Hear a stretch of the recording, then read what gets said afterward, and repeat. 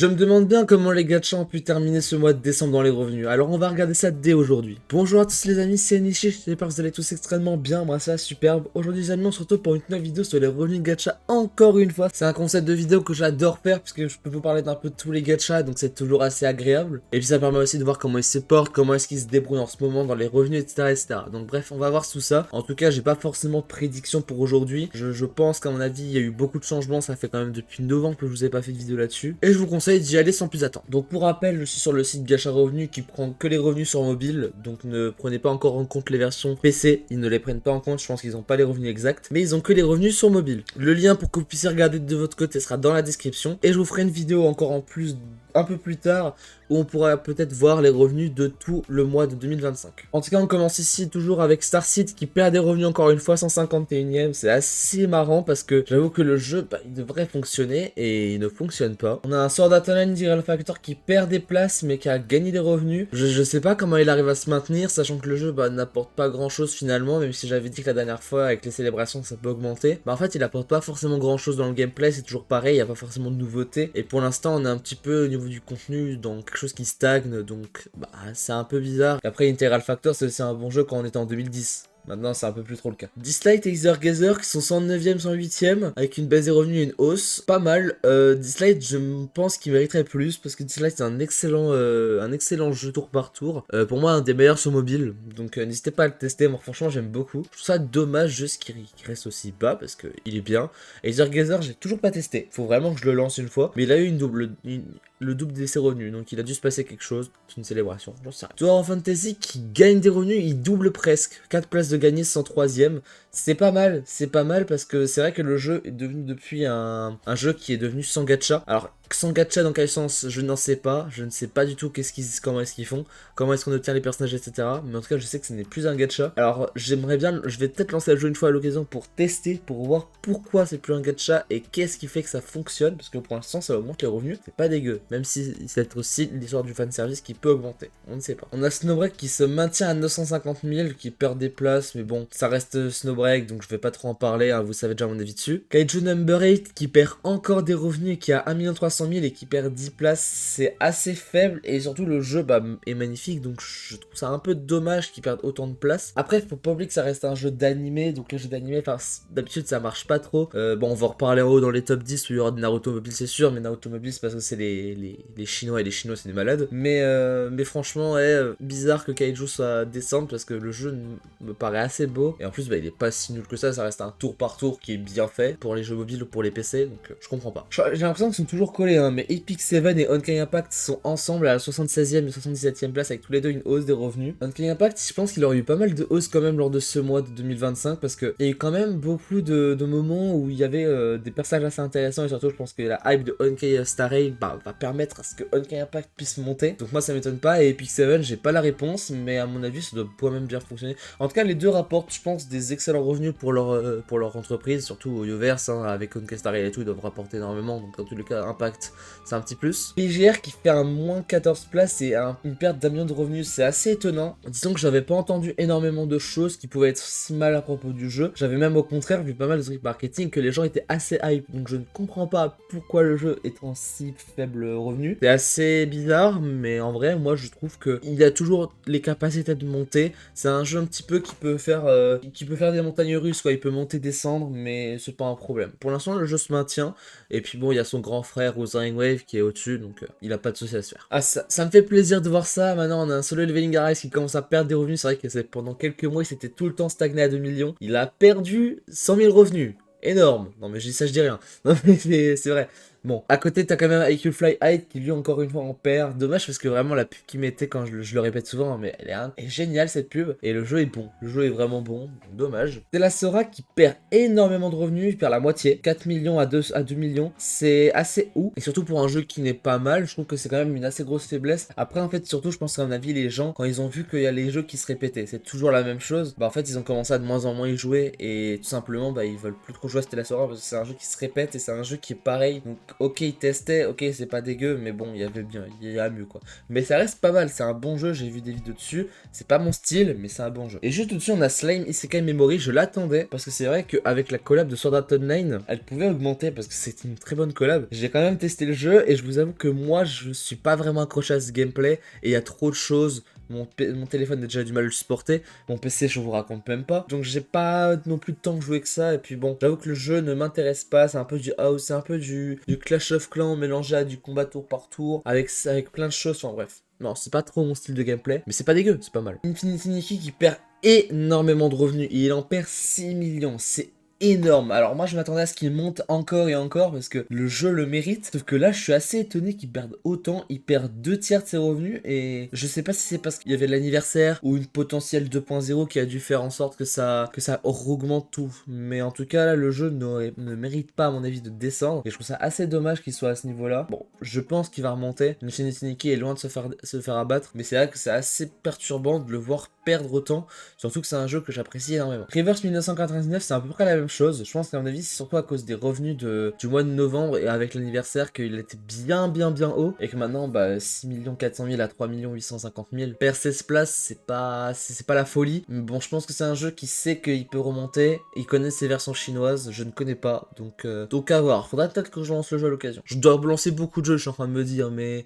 Blue Archive augmente un tout petit peu ses revenus de 200 000, c'est pas tant que ça. Avec au-dessus un Coquiron Kingdom qui lui aussi se stagne à 5 millions avec 2 places de gagné. Ça va. Alors je sais qu'il peut faire beaucoup plus et arriver à 10 millions dans des moments comme ça, mais pour l'instant c'est pas non plus horrible, c'est un bon jeu. En plus Coquiron Kingdom, il y a eu un nouveau légendaire, j'ai retesté le jeu il y a pas si longtemps que ça, un nouveau légendaire qui est sorti, pas mal d'invocations à chercher, pas mal d'événements, pas mal de nouveautés, c'est cool. Le jeu est cool, le jeu se stagne et le jeu est très bien à cette place-là, je ne le bougerai pas. Garçon Line 2 qui double ses revenus, voire même presque il est triple. Alors je sais pas ce qui s'est passé sur le jeu, j'ai voulu y retenter, mais je n'ai pas trouvé mon compte, donc malheureusement je vais devoir abandonner, je ne rejouerai plus à Garçon Line 2. Dommage, mais en vrai c'est assez sympa, parce que j'avoue que je ne savais pas qu'il était aussi haut. Et maintenant, cette place de gagner, qu'est-ce qui est sorti? Est-ce que c'est un personnage? Est-ce que c'est on retourne de nouveau des skins ou je ne sais quoi qui est un peu fanservice? À voir, mais en tout cas, le jeu, je suis très fier qu'il soit monté. À voir pour la raison. À voir pour la raison parce que c'est pour une raison obscur, j'ai pas envie de savoir. Dokkan Battle qui perd des revenus, alors j'ai l'impression qu'en ce moment il en perd énormément le pauvre, alors qu'à la base il stagnait tout le temps dans le top 10 et on voit ça, il avait 12 millions, il était 13ème, là on le voit qui est 23ème, c'est énorme, moins 10 places. Qu'est-ce qui se passe pour Dokkan Battle? Parce que c'est un super jeu aussi. Bon, pas une fan de la licence pour y jouer, faut aussi aimer ce genre de gameplay. Personnellement, je l'ai pas non plus si détesté que ça, donc moi je suis ok pour qu'il soit haut. Dommage qu'il soit aussi bas maintenant, je pense qu'il va remonter la pente, hein. Quand il y a des événements, quand il y a des manières anniversaires, quand il y a des choses comme ça. Vous inquiétez pas que Dokkan Battle c'est pas un jeu qui va continuer à downfall, mais c'est vrai que c'est assez perturbant. Arknight c'est quand même incroyable, 41 millions, 9 960 000, il perd 16 places. Je crois que si je compte bien, il était top 3. C'est incroyable. Comment est-ce qu'il peut être 18ème même? Genre c'est une vraie question, comment est-ce qu'il peut être descendu autant? Je ne sais pas ce qui s'est passé sur Arknight, je ne sais pas du tout ce qui a pu lui arriver. Peut-être que c'est surtout parce qu'en janvier il y aura la sortie de Arknight Enfield, mais je ne pense pas que ce soit le cas principal. À mon avis les joueurs de Arknight vont rester sur Arknight. Donc qu'est-ce qui s'est passé? Vraiment je ne sais pas, je n'ai pas la réponse et j'aimerais bien le savoir parce que là, waouh, même moi ça me fait un beau choc quand je vois ça. Qu'est-ce qui s'est passé? Qu'est-ce que le jeu a fait? Si vous avez une idée, n'hésitez pas à me le dire en commentaire. En top 11, Godness à Victory Nikkei, qui perd la moitié de ses revenus, quasiment, presque la moitié. Moins 5 places, qui n'est plus dans le top 10, ça me fait plaisir, comme d'habitude. C'est un jeu qui mérite de descendre. Après, je pense qu'à mon avis, il suffit qu'il mette une collab et ça remontera très vite, il n'y a pas de problème là-dessus, hein. Ça reste quand même un Nikkei. Nikkei, c'est très fort là-dessus et ça va pas changer. On passe dans le top 10 avec en top 9, Umamusume Pretty Derby, qui perd encore des revenus, qui perd encore des places. Il peut gagner. Sincèrement, là, il y a des bannières qui arrivent en ce moment. Je joue beaucoup au jeu, hein. C'est un jeu que je ponce, c'est un jeu que je tryhard. Il y a énormément de bannières qui arrivent. Bon, il y avait l'anniversaire lors du mois de novembre, donc c'est normal. Mais il stagne toujours au niveau du top 10, donc ça me fait plaisir. Il y a un monde, il y a vraiment un monde, les gars, où il peut remonter. Il peut faire pas mal de revenus avec des Oguri Noël ou encore des différentes bannières. Là, il y a eu la bannière de Kitasen Black. Je pense que c'est ça qui a quand même réussi à stagner un petit peu au niveau des revenus. À voir ce qui sort, mais je sais qu'il y a des choses pas mal intéressantes lors du mois de février. Donc ça sera à février qu'il faudra vérifier si par hasard il pourrait pas être dans le top 3. Je vous le dis, je pense que le top 3 est largement faisable pour un Oma Musume parce qu'il va nous lâcher des dingueries. Vous auriez même qui se met top 7 avec 2 places de gagné et des revenus un peu en hausse.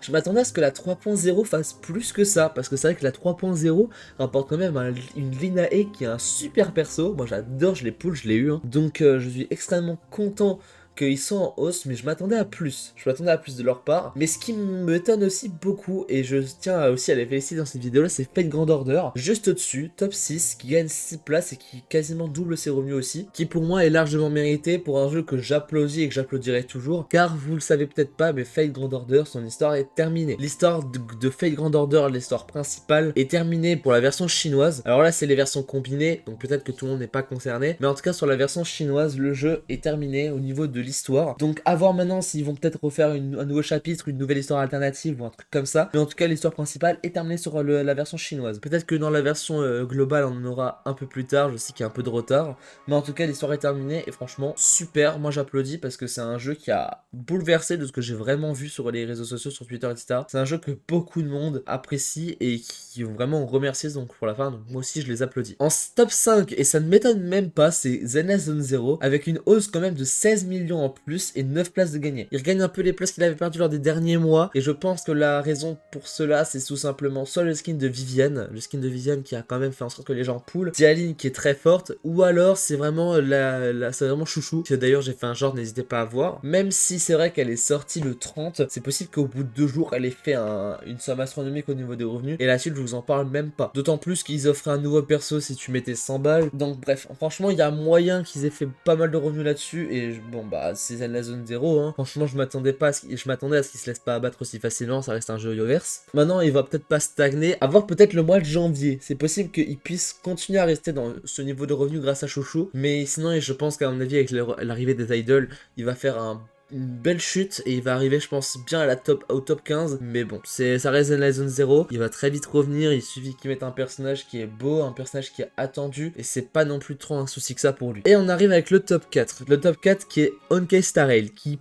perd tous ses revenus, 81 millions, et c'est pas étonnant, hein, Sirène avait bien marché, et là on arrive sur une match avec Dahlia, avec le retour de Firefly aussi, des personnages qui sont un peu là pour faire attendre au niveau de la 3.0 qui a été retardée. Je m'attends à ce que le mois de janvier soit catastrophique pour Honkai Star Rail malheureusement, parce que là on arrive sur la fin de bannière de Dahlia, on arrive aussi sur la fin de la première phase, et il nous en reste encore deux qui vont durer pendant tout le mois de janvier, donc j'ai très peur pour Honkai Star Rail, il va avoir une belle baisse au niveau des revenus parce que tout le monde va attendre la nouvelle mage avec les nouveaux personnages qui ont été annoncés, en particulier Sparksy que beaucoup de monde adore. Donc j'ai un peu peur pour Star Rail à ce niveau là, mais je me dis maintenant qu'avec Star Rail et la 4.0 il y a moyen qu'il remonte, donc dans tous les cas ce sera pas si grave. Ça sera un petit peu l'année un petit peu obscure pour Star Rail qui va commencer à bien baisser, mais bon il va revenir, vous inquiétez pas. Et on continue avec le top 3 qui continue à stagner sur Pokémon TCG Pocket, qui perd des revenus mais qui reste quand même dans son top. J'avoue qu'il commençait un peu à baisser, il est remonté d'un coup et là maintenant il se stagne. Alors qu'est-ce qui a fait que ça continue à stagner comme ça? Je pense que à mon avis c'est les méga évolutions. La dernière fois je n'étais pas au cours mais les méga évolutions sont sorties et ça avait bien fonctionné. D'autant plus que j'ai des potes qui recommencent à m'en parler, donc c'est que c'est quand même assez hypant le jeu, et le jeu est joué, les gens mettent de l'argent dedans et pull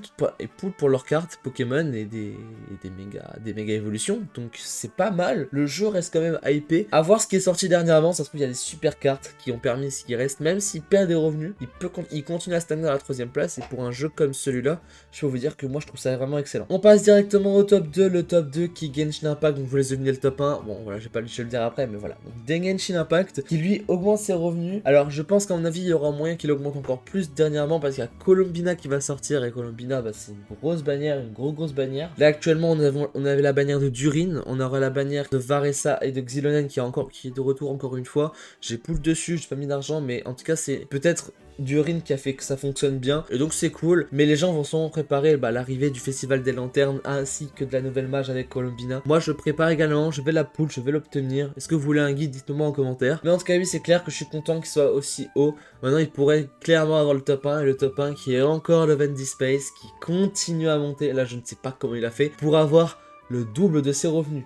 30 millions à 84 millions. Qu'est-ce qui s'est passé? Alors je crois que c'était l'anniversaire. Je suis pas sûr du tout, je peux peut-être dire des conneries, mais je crois qu'il y avait un anniversaire, en tout cas un truc qui se rapprochait dans ce style-là. Et en tout cas, bah, le jeu a fait pas mal de revenus. Mais bon, ça m'étonne quand même que le jeu il me passe autant. J'ai hâte de voir quand il va descendre et je serai en train de fêter en sortant le champagne quand il va descendre, mais parce que vraiment je le répète, hein, mais j'ai du mal à comprendre la hype autour de ce jeu. Mais en tout cas, voilà, Love and Dead Space, toujours top 1, toujours là. Je ne sais pas du tout comment est-ce qu'on peut le sortir de ce top 10, de ce top 3. Il y était sorti la dernière fois, lors du mois de décembre. Il y était sorti, il était top 4. Mais bon, malheureusement, on pourra pas faire mieux. Le gacha qui reste le plus rentable pour l'instant, ça sera Love and Dead Space. Mais pour qu'il fasse autant, c'est qu'il a quand même dû se passer quelque chose. En tout cas, voilà, je vois ce top, je me trouve qu'il n'y a pas tant de choses qui me surprennent. Peut-être Genshin Impact aussi haut, ça me surprend. Zone Zero qui a quand même réussi à gagner 9 places et à doubler ses revenus. Alors je sais pas si c'est grâce à Chouchou, je pense que c'est grâce à Chouchou, mais bon, je sais pas si Gacha Revenu a les revenus aussi rapidement. Le fait que Ark Knight baisse autant au niveau des revenus, ça m'a vraiment beaucoup surpris. Je ne sais pas ce qui s'est passé, mais qu'il soit de top 3 à top 18, c'est assez critique pour eux. Et